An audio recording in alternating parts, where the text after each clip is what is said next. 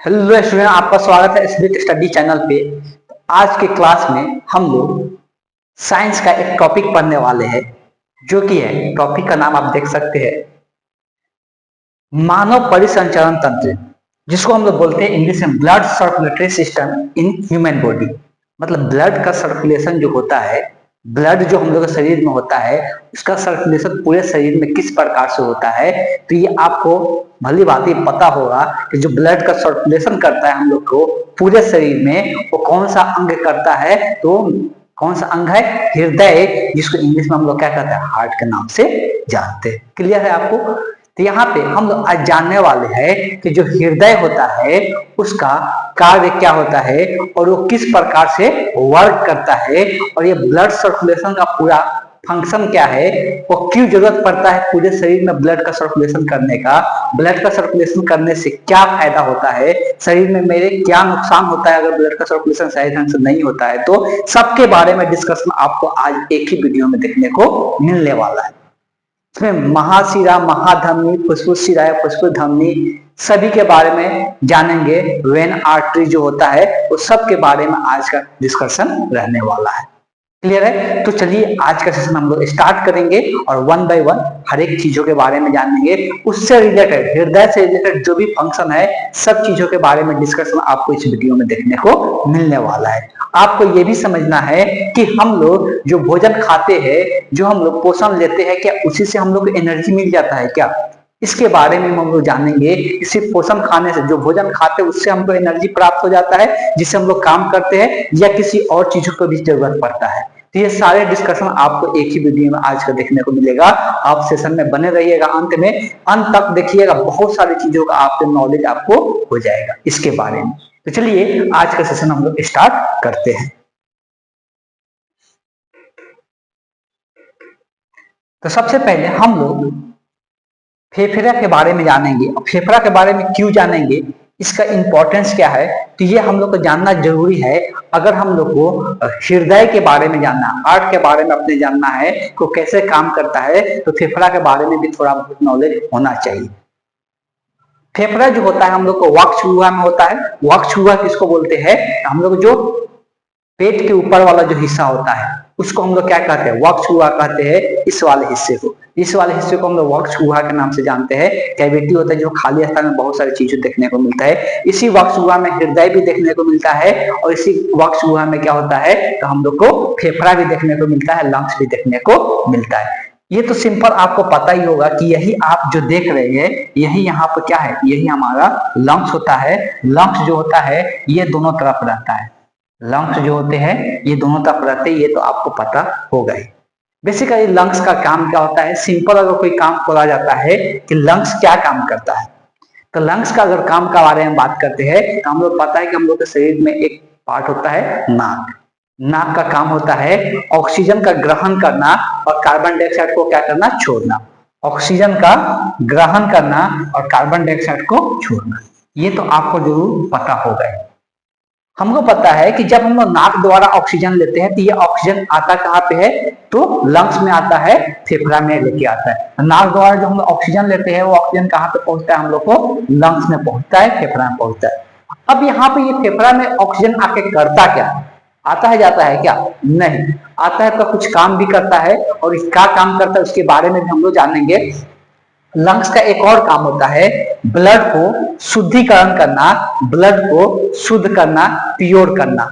Lungs का काम एक और होता है, ब्लड को क्या करता है, प्योर करता है। क्लियर है? तो लंग्स का अभी हम इतना बारे में जान लिए कि लंग्स कहाँ पे होता है, और लंग्स ऑक्सीजन को ग्रहण करता है और कार्बन डाइऑक्साइड को क्या करता है, छोड़ता है। तो ये ऑक्सीजन आता है, फिर कार्बन डाइऑक्साइड कैसे बन जाता है, इसके बारे में भी डिस्कशन होगा।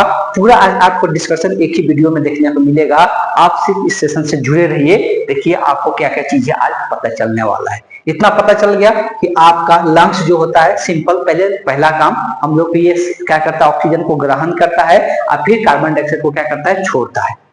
और एक और काम होता है, ये ब्लड का शुद्धिकरण करता है, ब्लड को प्योर बनाता है। अब ब्लड का शुद्धिकरण का मतलब क्या है कि ब्लड हम लोग को अशुद्ध कब हो जाता है, इसके बारे में भी समझने वाले हैं आगे चल के। और ये ब्लड शुद्ध कब होता है उसके बारे में भी समझने वाले हैं। फिलहाल आप यहाँ पे जान रहे हैं कि यहाँ पर फेफड़ा होता है जो वक्षगुहा में अवेलेबल रहता है। क्लियर है? चलिए चलते हैं आगे, हम लोग देखते हैं। वक्ष का बात हम लोग फेफड़ा का बात कर लिए, तो अब हम लोग बात करेंगे, यही हम लोग का वक्ष हुआ। आपको दिख रहा होगा यहाँ पे हड्डी होता है, हड्डियों के अंदर यहाँ पे दोनों तरफ क्या होता है, फेफड़ा भी थोड़ा देर पहले दिखाए। और इसी फेफड़े के बीच में यहाँ पे क्या देखने को मिलता है, तो हम लोग का हृदय देखने को मिलता है। हृदय हमेशा हम लोग शरीर का बाई ओर झुका रहता है, बाई ओर, दाई ओर नहीं, बाई ओर मतलब लेफ्ट साइड ये क्या होता है, झुका हुआ रहता है हृदय। हृदय एग्जैक्टली बीच में नहीं रहता है, इधर वाला हिस्सा हम लोग लेफ्ट साइड बोलते हैं। तो लेफ्ट साइड ये क्या होता है, मतलब हम लोग का जो लेफ्ट है, ये लेफ्ट साइड थोड़ा सा हृदय क्या होता है, झुका हुआ रहता है। आप यहाँ पे कान ले जाकर इसका हृदय का धड़कन भी आप सुन सकते हैं, और यहाँ पे आपके हृदय का धड़कन सुनाई देता है। तो ये यहाँ पे ये भी वक्ष गुहा के अंदर ही होता है, और ये दोनों तरफ आपको यहाँ पर फेफड़ा भी दिख रहा होगा। क्लियर है? तो इस तरह से हम लोग का हृदय यहाँ पे देखने को मिल जाता है। अब हृदय के अंग, हृदय के पार्ट के बारे में एक एक करके हम लोग समझेंगे। हृदय के अंग और हृदय के पार्ट के बारे में पहले हम लोग एक एक करके समझ लेते हैं, तब इसके फंक्शन के बारे में हम लोग जानेंगे। ये मान लेते हैं कि ये हमारा क्या है, हृदय है। ये हम लोग का क्या है, हृदय है। यहाँ पे ये पूरा रेड लाइन है, ठीक। ये हम लोग का हृदय है, यहाँ से ये ठीक, ये हम लोग का हृदय है। और हृदय का जो बनावट अगर देखते हैं, तो हृदय जो होता है, हम लोग का हृदय बोला जाता है कि हृदय जो होता है 4 चेम्बर का होता है, मतलब 4 वेस में क्या होता है, बटा हुआ रहता है हृदय जो होता है। तो पहला आपका बिंदु ध्यान में रखना है, जो हृदय होता है वो कितने 4 चेम्बरों में बटा हुआ रहता है। तो हम लोग यहाँ से समझने वाले हैं कि जो हृदय 4 चेम्बर में बटा रहता है, वो किस प्रकार का देखने को आपको मिलता है। और से मिसिंग पार्ट हमको दिख रहा है इसमें, एक सेकेंड थोड़ा सा वेट कर लीजिएगा।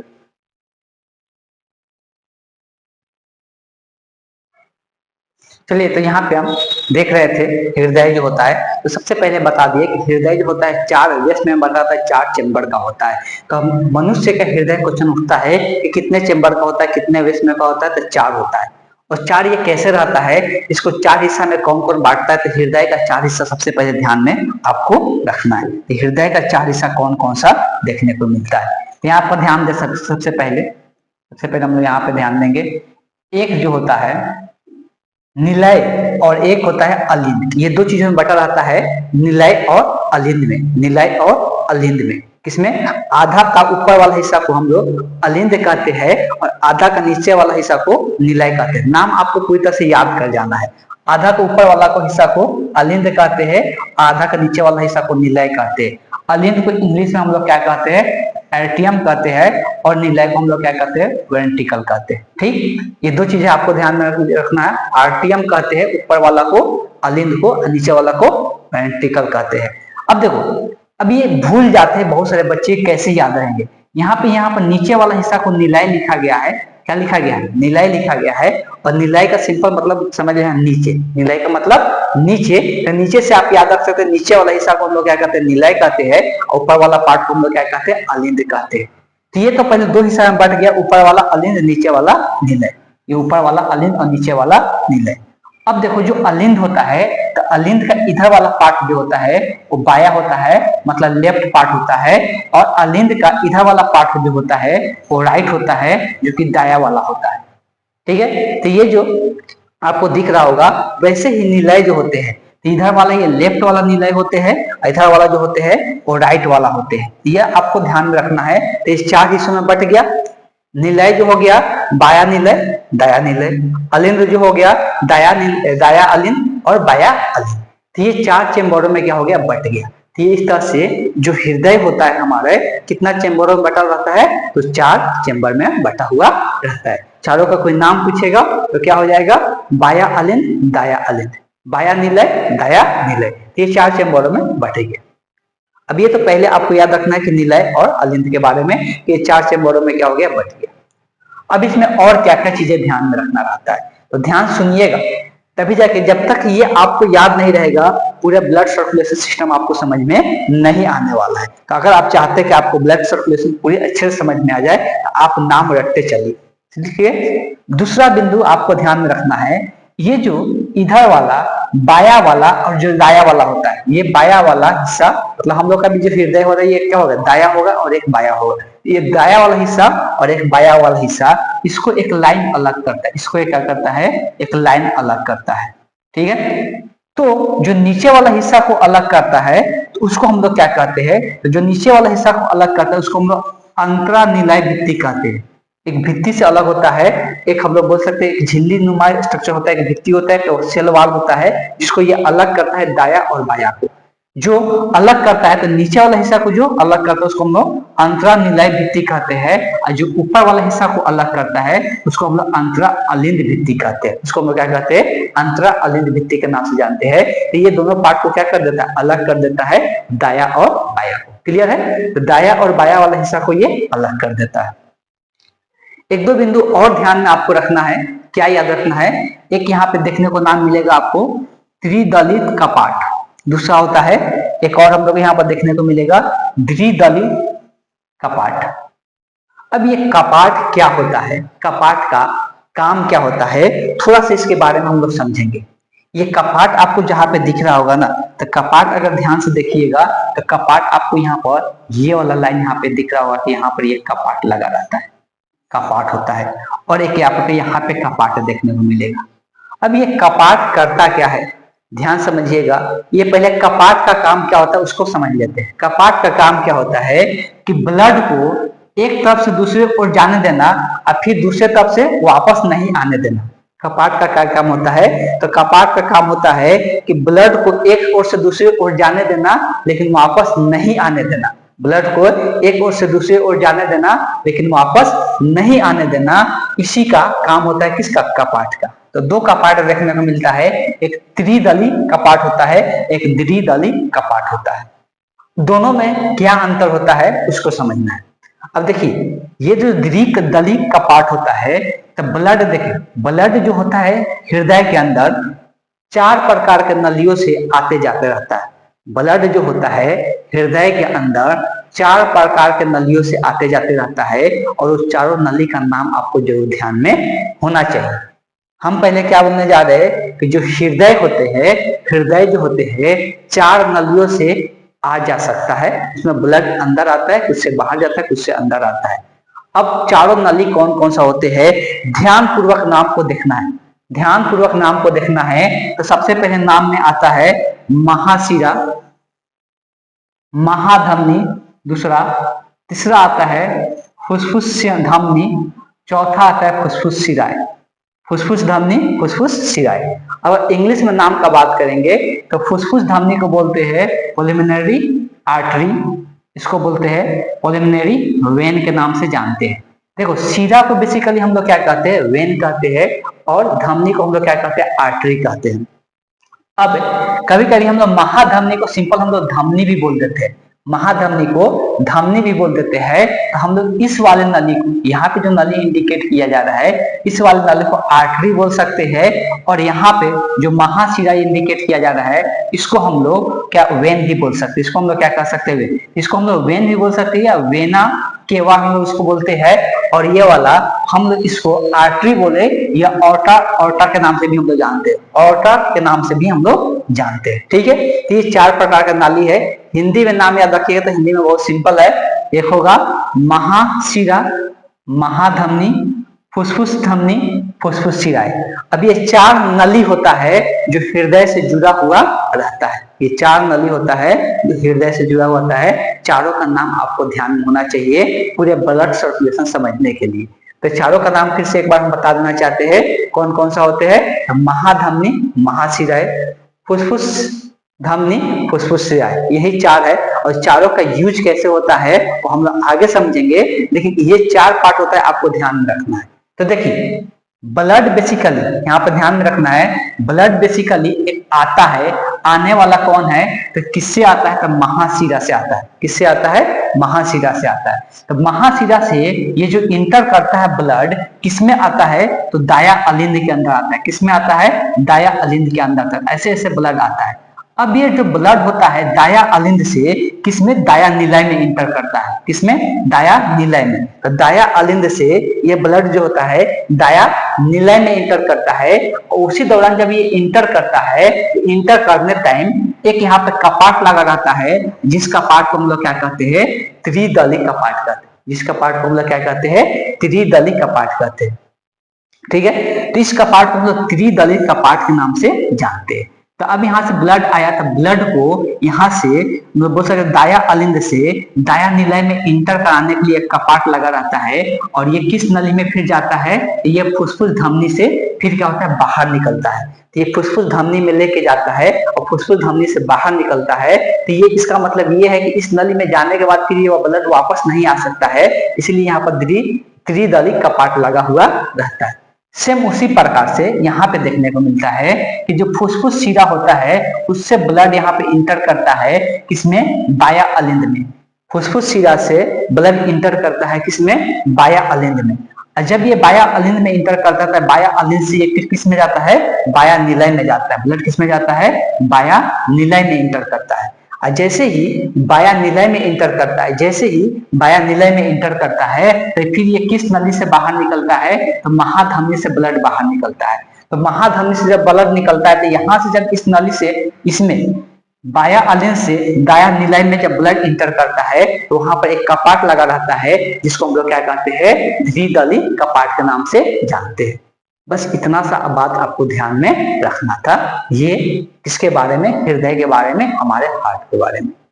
ठीक है, तो अब ये हृदय के बारे में हम समझ गए, तो अब ये फंक्शन कैसे काम करता है इसके बारे में हम लोग समझने वाले हैं। तो अब ये कैसे काम करता है इसके बारे में हम लोग समझेंगे। चलिए आइए अब इसका फंक्शन हम लोग समझ लेते हैं।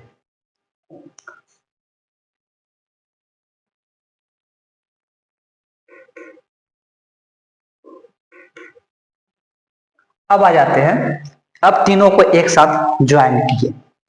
तीनों कौन कौन, एक तरफ है हमारे पास फेफड़ा जिसको लंग्स बोल रहे हैं, दूसरी ओर आप देख सकते हैं मेरे पास क्या यहाँ पे दिख रहा है, दूसरी ओर हम लोग देखेंगे हम लोग का ये हार्ट है, तीसरी ओर देखेंगे तो ये हमारे पूरे शरीर का बॉडी है, ये पूरे शरीर का बॉडी है। क्लियर है, ये हमारे पूरे शरीर का बॉडी है। अब सबसे पहला जो काम होता है, सबसे पहला जो काम होता है, ध्यान से समझिएगा, जो बोलने जा रहे हैं एक एक पॉइंट समझना है। हम लोग जब भोजन खाते हैं तो भोजन खाने के बाद वो पचता है, पचने के बाद जो बेकार के पदार्थ होता है वो शरीर से बाहर निकल जाता है, और जो उसमें हम लोग को ग्लूकोज के रूप में बनता है, वो सारे ग्लूकोज पूरे शरीर में पहुंचाया जाता है। कहाँ पे पहुंचाया जाता है, पूरे शरीर में पहुंचाया जाता है। और भी जो ग्लूकोज जाता है पूरे शरीर में, वो भी ब्लड के थ्रू ही जाता है। इसके द्वारा जाता है, ब्लड के थ्रू। तो ये जो ग्लूकोज जाता है, ये हमारे हर एक कोशिकाओं के अंदर जाता है, हर एक सेल के अंदर जाता है ग्लूकोज। तो सिर्फ ग्लूकोज जाने से ऊर्जा नहीं मिल जाता है, इस बात को समझिएगा। सिर्फ अगर हम लोग ग्लूकोज ले लेते हैं तो ग्लूकोज से हमको ऊर्जा नहीं मिलता है, ये पूरे शरीर में चला गया मेरा, तो ग्लूकोज से सिर्फ ऊर्जा नहीं मिलेगा, पहला बात ये ध्यान में रखना है। तो ग्लूकोज हमारे शरीर में क्या हो गया, पूरे शरीर में भर गया, जितना भी कोशिका है हमारे हर एक कोशिकाओं में पहुंच गया ग्लूकोज। खाना पचने के बाद खाना पचा, खाना पचने के बाद जो ग्लूकोज था पूरे शरीर में चला गया। स्ट्रक्चर भी जानते होंगे आप कि ग्लूकोज का स्ट्रक्चर C6H12O6 होता है, यही ग्लूकोज हमारा होता है। यही ग्लूकोज हमारे पूरे शरीर में आ जाता है। पूरे शरीर में ग्लूकोज आने से ऊर्जा तो नहीं मिलेगा, पहला बात तो आपको ध्यान में रखना है कि ग्लूकोज शरीर में आ गया तो ऊर्जा मिल जाएगा, ऐसा आप मिथ में मत रहेंगे। ठीक, तो ग्लूकोज जो हुआ, ग्लूकोज हमारे पूरे शरीर में आ गया। अब ग्लूकोज जो शरीर में आ जाता है, अब ये ग्लूकोज के साथ जब ऑक्सीजन अभिक्रिया करता है, तभी क्या होता है, ऊर्जा का निर्माण होता है। ग्लूकोज के साथ जब ऑक्सीजन का अभिक्रिया होता है, ग्लूकोज के साथ जब ऑक्सीजन का अभिक्रिया होता है, C6H12O6, ग्लूकोज के साथ जब ऑक्सीजन का अभिक्रिया होता है, तो यहाँ पे तीन चीजों का निर्माण होता है। एक तो ऊर्जा बनेगा एटीपी के रूप में, जिसको आप जानते हो एटीपी के रूप में ऊर्जा बनता है। ऊर्जा के बाद जल का भी निर्माण होता है, और एक और पदार्थ बनता है कार्बन डाइऑक्साइड। तो जब ग्लूकोज के साथ ऑक्सीजन का अभिक्रिया होता है, तभी जाकर हम लोग क्या होता है, शरीर में ऊर्जा मिलता है, और उसी के कारण हम लोग अलग अलग कार्य कर पाते हैं। और वो ऊर्जा एक ही बार में खत्म नहीं होता, वो ऊर्जा एटीपी के रूप में हमारे शरीर में क्या होता है, स्टोर होता है, और हम लोग जब जब जरूरत पड़ता है उस ऊर्जा का खर्च करते हैं अलग अलग काम करने में। क्लियर है, तो यहां से हमको ऊर्जा प्राप्त होता है जब ये ऑक्सीजन के साथ अभिक्रिया करेगा तब। अब ये ऑक्सीजन शरीर में हर एक कोशिकाओं के पास आएगा कहाँ से?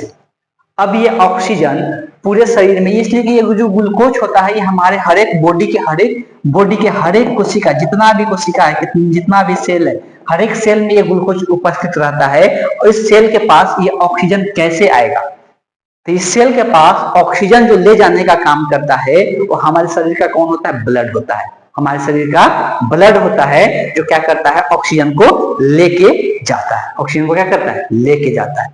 अब ये पहले ग्लूकोज आता कहाँ पे? अभी हम लोग थोड़ा देर पहले देखिए कि ये ग्लूकोज जो होता है हमारे फेफड़े में आता है। नाक द्वारा हम लोग क्या करते हैं? सांस लेते हैं और ऑक्सीजन ग्रहण करके कहाँ पे लाते हैं? फेफड़े के पास ला जाते हैं।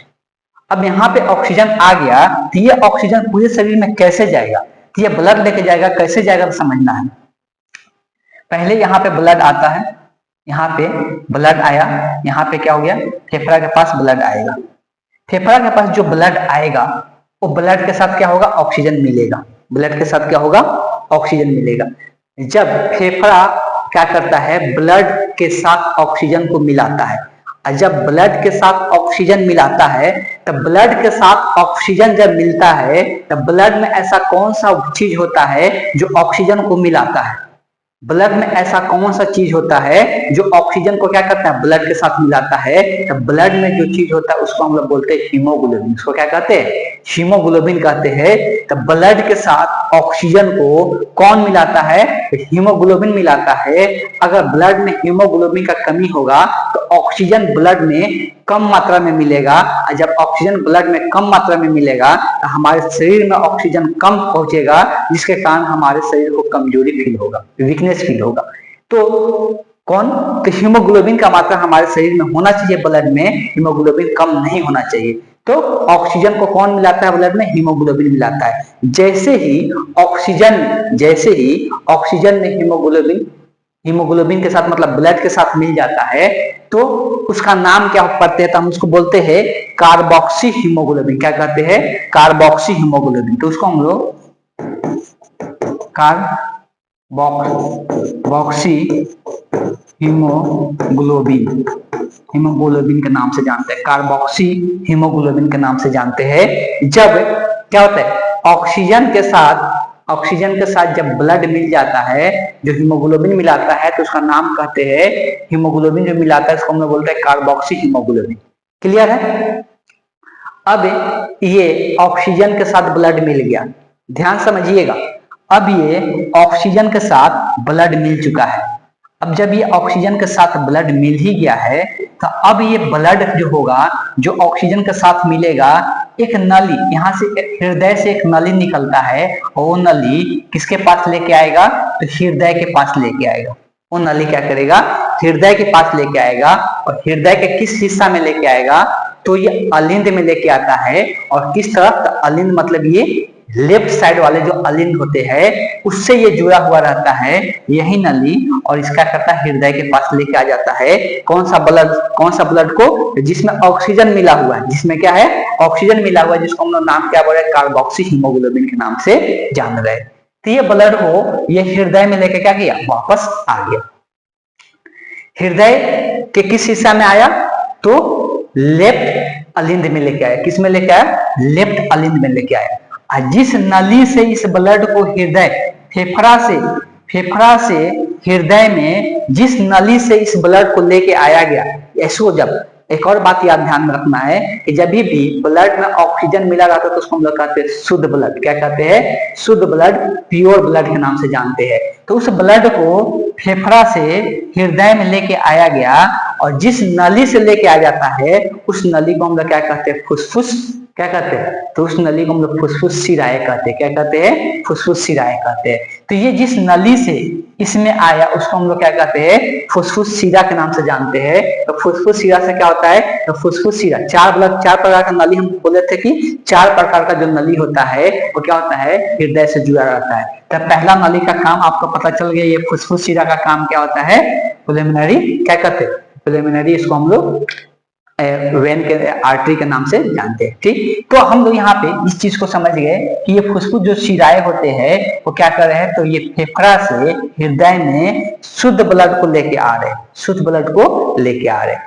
अब हृदय क्या करता है कि ये तो अलिंद में लेके आया है, हृदय क्या करता है इसको अलिंद से किस में भेजता है, तो हृदय के निलय वाला पार्ट में भेजता है। निलय वाला किस वाले पार्ट में, तो ये भी लेफ्ट वाला ही पार्ट रहता है, तो ये लेफ्ट वाला पार्ट ही निलय में भेज देता है। और फिर निलय से एक नली जुड़ा रहता है, फिर क्या होता है निलय से, जो कि ये आगे की ओर रहता है, यहाँ पीछे से यहाँ पे दिखाया गया, निलय से एक नली जुड़ा रहता है, जो जिसको हम लोग कहते हैं, इस नली को क्या कहते हैं, तो महाधमनी के नाम से जानते हैं। इस नली को क्या कहते हैं, महाधमनी के नाम से जानते हैं। अब महाधमनी क्या करता है, इस ब्लड को, महाधमनी ही इस शुद्ध ब्लड को क्या करता है, पंप करता है हृदय द्वारा। हृदय एक पंपिंग सिस्टम है जो पंप करता है ब्लड को। तो महाधमनी क्या करता है, पंप करता है ब्लड को, ये शुद्ध ब्लड को पंप करता है। और ये शुद्ध ब्लड को जब पंप करता है तो इससे ये पूरे शरीर में फैल जाता है। इससे क्या होता है, पूरे शरीर में फैल जाता है। इससे क्या होता है, पूरे शरीर में फैल जाता है। तो यहाँ से ये महाधमनी से ब्लड निकल के हृदय क्या करता है, पूरे शरीर में क्या करता है, फैला देता है। क्लियर है। अब ये पूरे शरीर में किसके पास लेके जाता है, कोशिकाओं के पास लेके जाता है। किसको, अब उसमें क्या मिला हुआ है, ऑक्सीजन मिला हुआ है। तो ऑक्सीजन ब्लड क्या कर रहा है, सिर्फ ऑक्सीजन का ग्रहण करके लेके जा रहा है पूरे शरीर में। पूरे शरीर में किसके पास, तो कोशिकाओं के पास। और उस कोशिकाओं में क्या है, ग्लूकोज है। और उसी ग्लूकोज के साथ वहां से ब्लड निकाल के, ऑक्सीजन निकाल के, ब्लड क्या करता है, ऑक्सीजन को निकाल के दे देता है कोशिकाओं को। और वो क्या करता है, वहां से वही जो ऑक्सीजन होता है ग्लूकोज के साथ अभिक्रिया करता है। जैसे ही अभिक्रिया करता है तो वहां पे जो ऊर्जा बनता है हमारे शरीर में एटीपी के रूप में क्या हो जाता है, स्टोर हो जाता है। उसके साथ जल भी बनता है, कार्बन डाइऑक्साइड का भी निर्माण हो जाता है। अब तो ये ऑक्सीजन खत्म हो गया ऑक्सीजन ब्लड के साथ। लेकिन अब बन कौन सा गया, गैस गया। तो वहां पे कौन सा गैस बन गया, तो कार्बन डाइऑक्साइड गैस का निर्माण हो गया। अब कौन सा गैस का निर्माण हो गया, कार्बन डाइऑक्साइड का निर्माण हो गया। अब ये जो ऑक्सीजन छोड़ा था, जो ये ब्लड ऑक्सीजन को छोड़ा था, वही ब्लड अब क्या करता है, कार्बन डाइऑक्साइड को वहां से ले लेता है। उसको छोड़कर तो जाएगा नहीं, कार्बन डाइऑक्साइड को लेता है। ऑक्सीजन तो खत्म हो गया, कार्बन डाइऑक्साइड को ले लेता है, अपने अंदर कार्बन डाइऑक्साइड को क्या करता है, मिला लेता है। जब ब्लड में कार्बन डाइऑक्साइड मिलता है तो उसको हम लोग क्या कहते हैं, तो उसको अच्छे से, यहाँ पे हम गलती लिख दिए, सॉरी, यहाँ पे उसको ऑक्सी हीमोग्लोबिन कहते हैं। इसको हम लोग क्या कहते हैं, ऑक्सीजन मिलता है तो ऑक्सी होगा ना, गलती से बोल दिए थे ऑक्सी। इसको हम लोग क्या कहते हैं, ऑक्सी, यहाँ पर मिटा देते हैं, ऑक्सी हीमोग्लोबिन कहते हैं। क्या कहते हैं, ऑक्सी हीमोग्लोबिन कहते हैं। अब ये कार्बन डाइऑक्साइड को मिलाएगा आपस में, जब कार्बन डाइऑक्साइड को मिलाता है तो इसको हम लोग कार्बोक्सी हीमोग्लोबिन कहते हैं। यहाँ पे काफी मिस्टेक हो गया, ध्यान में नहीं था। यहाँ पे क्या कहते हैं, कार्बोक्सी, इसको हम लोग कार्बोक्सी कहते हैं, कार्बोक्सी हीमोग्लोबिन के नाम से जानते हैं। तो यही जब पूरे शरीर से जब ब्लड के साथ क्या होता है, फिर कार्बन डाइऑक्साइड मिलता है तो उसको हम लोग क्या कहते हैं, कार्बोक्सी हीमोग्लोबिन के नाम से जानते हैं। अब ये ब्लड जो है, अब इसमें कार्बन डाइऑक्साइड मिल चुका है। इस ब्लड में क्या है, कार्बन डाइऑक्साइड मिल चुका है। और जब कार्बन डाइऑक्साइड मिला है तो ऑब्वियसली जब कार्बन डाइऑक्साइड मिला है तो उस कार्बन डाइऑक्साइड जब मिला है तो उसको हम लोग अशुद्ध ब्लड के नाम से जानते हैं। जब ऑक्सीजन मिला तो उसको हम लोग क्या कह रहे हैं, शुद्ध ब्लड कह रहे हैं। लेकिन जब उसमें कार्बन डाइऑक्साइड मिला तो उसको हम लोग क्या कहेंगे, अशुद्ध ब्लड कहेंगे। क्लियर है। तो उसको हम लोग क्या कहते हैं, अशुद्ध ब्लड कहते हैं। और वही अशुद्ध ब्लड एक नाली से होते हुए हृदय में पहुंचेगा। अब देखिए, इसका एक और बात ध्यान में रख सकते हैं, यहाँ पे जिस नाली से होकर पहुंचता है उसको हम लोग क्या कहते हैं, महाशिरा कहते हैं। तो अशुद्ध ब्लड को पूरे शरीर से जो हृदय में लेके आता है उस नाली को क्या कहते हैं, महाशिरा होता है। और महाशिरा हृदय से दो जुड़ा रहता है, एक नहीं रहता है, ध्यान रखना है। लेकिन ये महाशिरा ही होता है, एक आगे की ओर होता है, एक पीछे की ओर होता है। तो ये दो महाशिरा जुड़ा हुआ रहता है। तो ये महाशिरा द्वारा ये हृदय में लेके आया जाता है, इसको, अशुद्ध ब्लड को।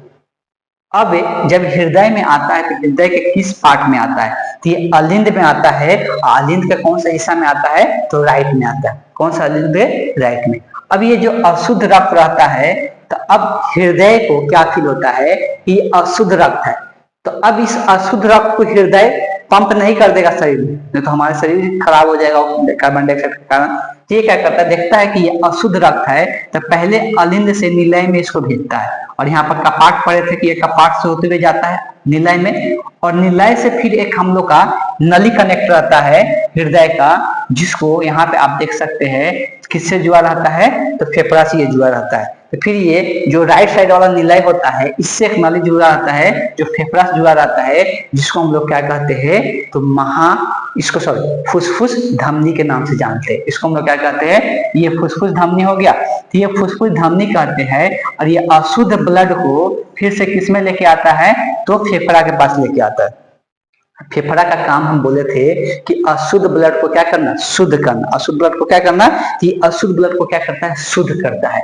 तो यहाँ पे आता है तो ब्लड को ये क्या करता है, इसमें से कार्बन डाइऑक्साइड को क्या करता है, अलग करता है, ब्लड को अलग करता है। और जो कार्बन डाइऑक्साइड अलग होता है उसको फिर से क्या किया जाता है, नाक द्वारा बाहर निकाल दिया जाता है। और जो ब्लड बच जाता है तो फिर जो ऑक्सीजन आया हुआ रहता है उस ब्लड के साथ, जो ऑक्सीजन आया हुआ रहता है उस ब्लड के साथ फिर क्या करता है, मिल जाता है। और जब वो ऑक्सीजन फिर ब्लड के साथ मिलता है तो उसको हम लोग क्या कहते हैं, ऑक्सी हीमोग्लोबिन के, इसलिए हीमोग्लोबिन ही क्या करता है, मिलाता है। हीमोग्लोबिन के कारण ब्लड का कलर कैसा दिखता है, लाल दिखता है। एक प्रकार के ये क्वेश्चन में पूछा जाता है। तो यहाँ पे ये अब क्या हो गया, फिर से ब्लड में क्या मिल गया, ऑक्सीजन मिल गया, जिसको हम लोग ऑक्सी हीमोग्लोबिन कह रहे हैं। और फिर ये ऑक्सीजन जब मिल जाएगा तो इस नली द्वारा, किसके द्वारा, फुसफुस शिरा के द्वारा फिर इसको हृदय में भेज दिया जाएगा।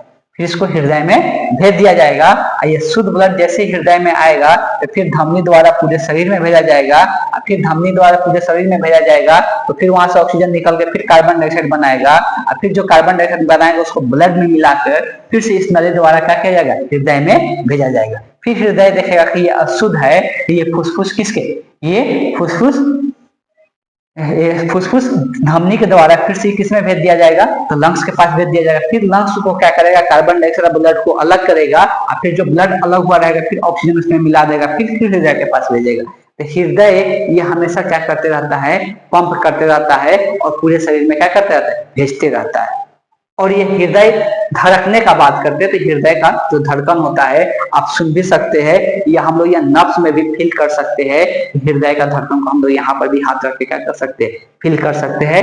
ये हृदय का धड़कन होता है। और ये जो हम पूरा यहाँ पे कहानी बताए, ये हमेशा ये रिपीटेशन होता है, लगभग देखने को मिलता है 1 मिनट में 70 से 75 बार या 80 बार ये धड़कते रहता है। और ये बार बार इसको क्या पंप करते रहता है तेजी के साथ। ये पूरे तेजी के साथ काम करते रहता है। ये जब भी रुकेगा तो फिर किसी प्रकार का आदमी इंसान जिंदा नहीं रहेगा।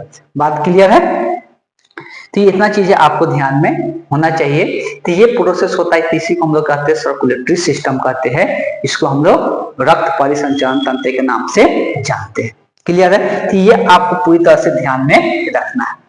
इतना बात क्लियर हो गया। अब एक और चीजें यहाँ पे जान सकते हैं, वो क्या है, तो होता क्या है, बेसिकली जो धमनी होता है, ये जो धमनी होता है, तो जो धमनी होता है वो धमनी एक ही तो ऐसा नहीं होगा, एक ही नली नहीं होगा ना पूरे शरीर में लेके जाएगा। धमनी जो होता है क्या होता है, आपस में जाकर फैलता है। जब एक धमनी, यहाँ से मान लो कि धमनी निकला, ये धमनी है महाधमनी, और यहाँ से आपस में क्या हो गया, अलग अलग नलियों में बट जाता है। जब ये अलग अलग नलियों में बटता है तो उसको हम लोग धमनिकाय कहते हैं। क्या कहते हैं? धमनिकाय कहते हैं। और फिर ये धमनिकाय पतले पतले नलियों से क्या होता है, पूरे कोशिकाओं के साथ क्या होता है, जुड़ा हुआ रहता है। फिर ये धमनिकाय क्या होता है, पतले पतले नाली के साथ क्या होता है, ये कोशिकाओं के साथ जुड़ा रहता है। उस नलिका को हम लोग क्या कहते हैं, केशिकाय के नाम से जानते हैं। क्या कहते हैं? तो उसको हम लोग केशिकाय के नाम से जानते हैं।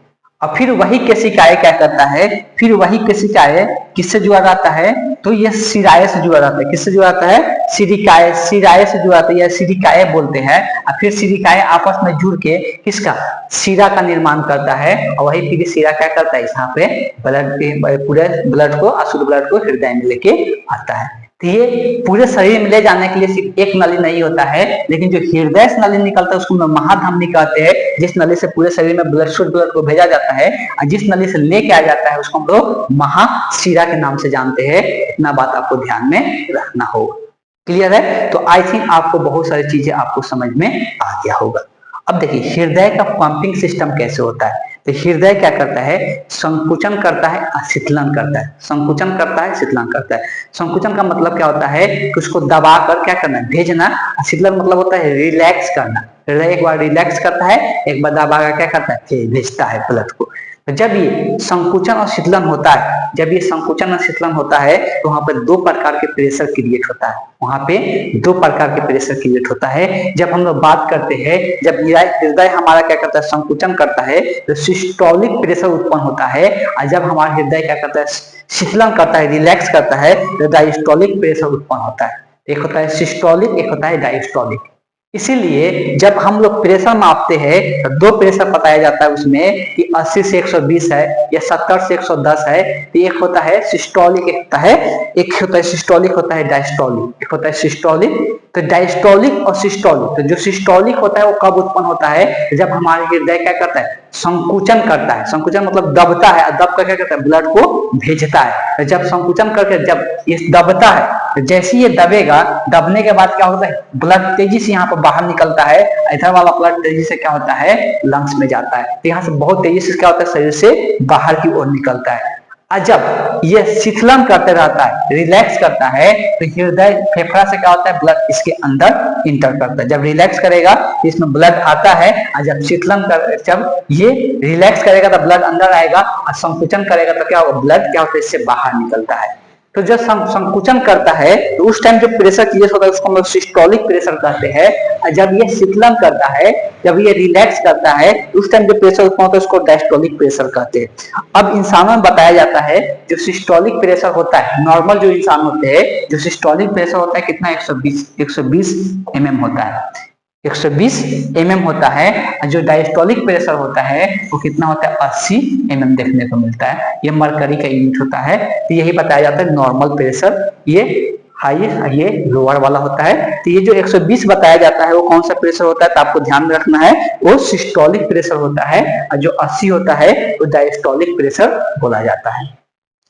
तो ये दो प्रकार का प्रेशर इसलिए होता है। तो ये वाला प्रेशर कब इंडिकेट करता है, जब ये हम लोग का हृदय जब रिलैक्स करता है तब। और ये वाला 120 वाला कब उत्पन्न होता है, जब ये संकुचन करता है, मतलब ब्लड को क्या करता है, पूरे शरीर में जब भेजता है, तो उस प्रकार का प्रेशर हम लोग को देखने को मिलता है। तो ये हम लोग को दो प्रकार के प्रेशर हम लोग को देखने को इसमें मिल जाता है, आपको ध्यान में रखना है। कभी कभी हम लोग को देखने को मिलता है हाइपरटेंशन शब्द आपको सुनने को मिलेगा। हाइपरटेंशन में क्या होता है कि ये जो प्रेशर होता है, ये प्रेशर बढ़ जाता है, जो हृदय पंप करता है वो प्रेशर क्या हो जाता है, बढ़ जाता है, तेज हो जाता है। और ये बढ़ने के कारण हमारे जो दिमाग का नस होता है वो क्या हो जाता है, फट जाता है। बढ़ने का अभी से उसमें ज्यादा प्रेशर लगेगा तो अभी से नस क्या हो जाएगा, फट जाएगा। कुछ इसका ज्यादा उसमें प्रेशर डाल दिया जाए, जैसे कि मान लो कि पाइप से पानी जा रहा है और पाइप में ज्यादा मात्रा में पानी जाएगा तो पाइप क्या हो जाएगा, फट जाएगा। इसलिए उस पर प्रेशर ज्यादा पड़ गया, तो वैसे हमारे नस होता है, तो नस, दिमाग का नस क्या हो जाता है, फट जाता है। और दिमाग का नस फटने के बाद उसमें ब्लड जो होता है पूरे फैलने लगता है। इसके कारण क्या होता है कि सही ढंग से ब्लड दिमाग में क्या होता है कि आपको न भोज्य पदार्थ सही से पहुंच पाएगा और न ही ऑक्सीजन सही से पहुंच पाएगा। इसलिए दिमाग जाता है, शांत हो जाता है, दिमाग कोई काम करना बंद कर देता है, और उसके इंसान का मौत भी देखने को मिल जाता है। तो हाइपरटेंशन वही होते हैं जो ज्यादा क्या करते हैं, ज्यादा सोचते हैं, ज्यादा थिंकिंग करते हैं, ज्यादा जो टेंशन लेते हैं, उनको हाइपरटेंशन देखने को मिलता है। तो ये आपको डिटेल डिस्कशन था किसके बारे में, तो रक्त परिसंचरण तंत्र के बारे में। आपको इसमें आप किसी प्रकार कोई डाउट आई थिंक नहीं होना चाहिए। फिर भी आपको किसी प्रकार के इसमें डाउट रह जाता है तो आप जब कमेंट बॉक्स में जरूर लिखिए। और अगर वीडियो पसंद आया तो वीडियो को शेयर कीजिए और चैनल को सब्सक्राइब कर लीजिए। कैसे से आपको टॉपिक का डिस्कशन आपको देखने को मिल जाएगा इस चैनल पे। और साथ ही साथ इस चैनल पे मैथ का भी डेली क्लास आपको देखने को मिलता है, लाइव क्लास, जिसमें आप शाम में 6:30 बजे जुड़ सकते हैं। चलिए आज के सेशन को यहीं पे एंड करते हैं। Thank you.